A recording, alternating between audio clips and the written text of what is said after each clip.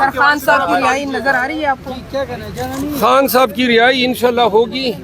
آج supreme court کی سماعت کے بعد میں کوئی حتمی بات کر سکوں گا، لیکن ایک بات بتا دوں، مجھے علم ہوا ہے کہ انہوں نے اٹک میں خان کو رکھنے کا فیصلہ کیے ہیں جیل سے رہا ہونے کے بعد، اور وہاں پہ پولیس کی باری نفری بھی بھیجی ہے.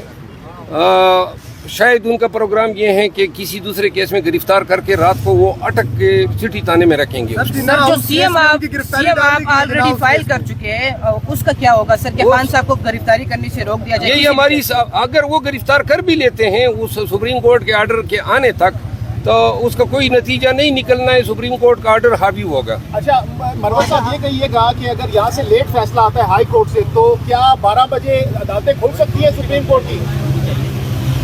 نہیں، 12 بجے تو آپ ابھی تو میرے خیال میں 2 بھی بجے ہیں، اب تو 12 آپ کہاں پہ تھوڑا سا لیٹ ہو جائے، تھوڑا سا لیٹ ہو جائے تو عدالتوں کا ٹائم 5 بجے تک تو ہے نا، اور اس سے زیادہ اب تو نظیریں پڑ گئی ہیں کہ عدالت ایک وقت کے بعد بھی بیٹھی رہتی ہے. ایک لیگل سوال ہے کہ کیا سپریم کورٹ اس وقت جب کیس ادھر چل رہا ہے اس دوران انٹروین کر سکتا ہے؟ دیکھیں یہ بڑا اہم سوال ہے.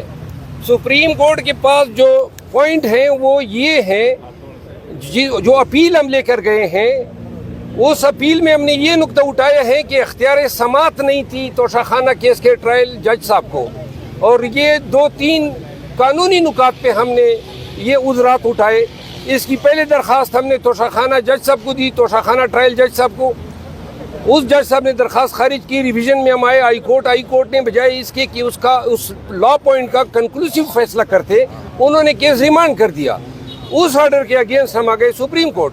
آج اگر سپریم کورٹ دلائل سننے کے بعد اس نتیجے پہ پہنچی ہے کہ سرے سے اختیار سماعت ہی نہیں تھا، تو سپریم کورٹ کے پاس یہ اختیار ضرور ہے کہ پورے ٹرائل کو ہی اڑا دے اور کہہ دے کہ یہ ٹرائل جو ہے وداؤٹ جورسڈکشن ہوئے ہیں، تو لہذا یہ کنوکشن ختم ہوتی ہے. تو اس صورت میں ہائی کورٹ کا اسٹینڈنگ کیا ہوگا؟ ہائی کورٹ کا میٹر ہی نہیں کرے گی نا، جب انہوں نے ہائی کورٹ آلریڈی ایک ڈٹرمنیشن کر چکی ہے جورسڈکشن پہ، جو کہ مبہم ہے، غیر حتمی ہے. ابھی تک 3 دفعہ یہ ریویژن ان کے پاس آئی، انہوں نے اس لا پوائنٹ کا جواب کلیئر ٹرم میں نہیں دیا. تو یہ اب انہوں نے جب نہیں دیا، سپریم کورٹ اگر اس نتیجے پہ پہنچی ہے کہ اختیار سماعت نہیں تھی اور غلط جورسڈکشن ایزیوم کی ہے، تو لہذا یہ مقدمہ جو ہے اڑ جائے گا، ختم ہو جائے گا، اور یہ سزا کالعدم ہوگی. سر اگر عمران خان کو کسی اور کیس میں گرفتار کیا جاتا ہے، توشہ خانہ کے علاوہ بھی تو مسائل ہے نا، سائفر ہے دیگر، پھر کیا کریں گے؟ آپ کی کیا حکمت عملی؟ ہم حکمت عملی بنا چکے ہیں اور ہمیں اندیشہ ہے کہ وہ آج ان کو گرفتار کریں گے. آج وہ خان کی اگر سپریم کورٹ ہمیں انٹرم ریلیف دیتی ہے کہ ان کو گرفتار نہ کیا جائے، تو پھر جو ہے خان کی رہائی آج یقینی ہے. اگر ہمیں یہ ریلیف نہیں ملتی ہے، ریلیف 2 فولڈ. نمبر 1 کہ کسی کیس میں گرفتار نہ کیا جائے بشمول ان کے جس میں ان کی بیل خارج ہو چکی ہے.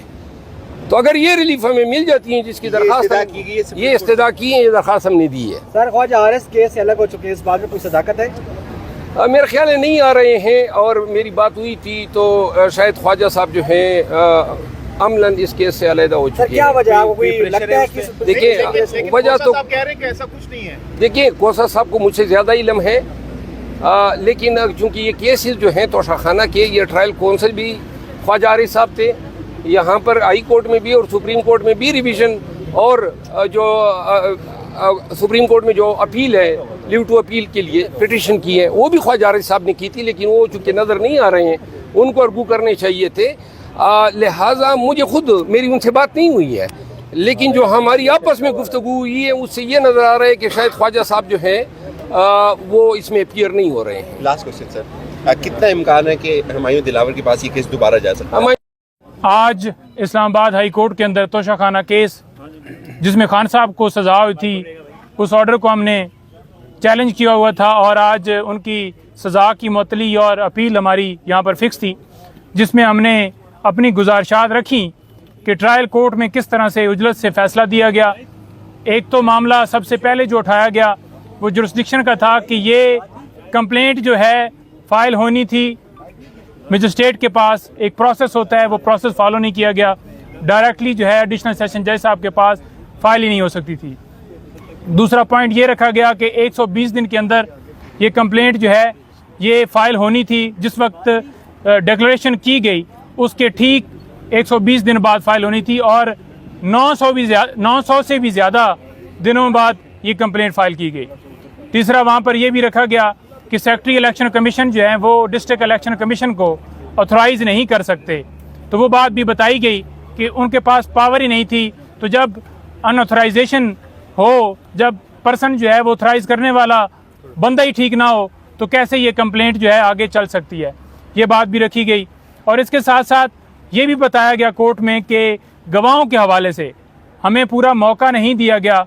गवाह पेश करने के हवाले से हमने एक लिस्ट दी जो कि ये कहा गया कि ये रेलेवेंट नहीं है, ये अकाउंट के रिलेटेड मामला है, अकाउंट के रिलेटेड गवाह आपने पेश किए हैं, ये अकाउंट के रिलेटेड मामला नहीं है, तो लिहाजा ये गवाहों की जो लिस्ट है ये रेलेवेंट नहीं है, तो वो हमारी दरख्वास्त खारिज कर दी। डिफेंस का तो हमारा हक ख़त्म किया गया, लेकिन साथ साथ ये बताता जाऊं कि जो फाइनल आर्गूमेंट्स होने थे उस दिन भी हमें मुकम्मल तौर पर सुना नहीं गया।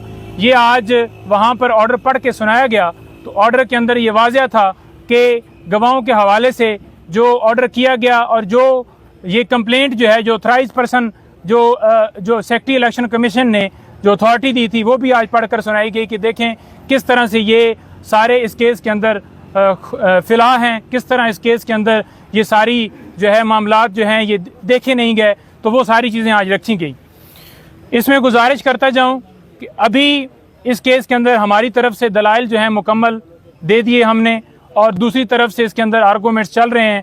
साथ में हमने जो इसके अंदर मेन जो पॉइंट फाइनल जो जजमेंट वाले दिन जो हमने उठाया था वो ये है कि ये कंप्लेंट जो है इसके अंदर जब सारा प्रोसेस फॉलो किया गया, जिसमें छुट्टियों के अंदर भी समाअत जारी रखी गई और छुट्टी वाले दिन भी जुम्मे के बाद भी ये केस जारी रहा, तो जब आर्गूमेंट्स होने थे फाइनल, तो उस दिन ये किया गया कि ख्वाजा हारिस साहब सुप्रीम कोर्ट के अंदर एक पटिशन जो है हम जो कि क्योंकि इस्लामाबाद हाई कोर्ट ने फैसला दिया तो हमने उसको चैलेंज किया, तो सुप्रीम कोर्ट के अंदर पटिशन फाइल करने के लिए उन्होंने अपने मुंशी को भेजा, तो उनके मुंशी को भी उठा लिया गया और साथ जो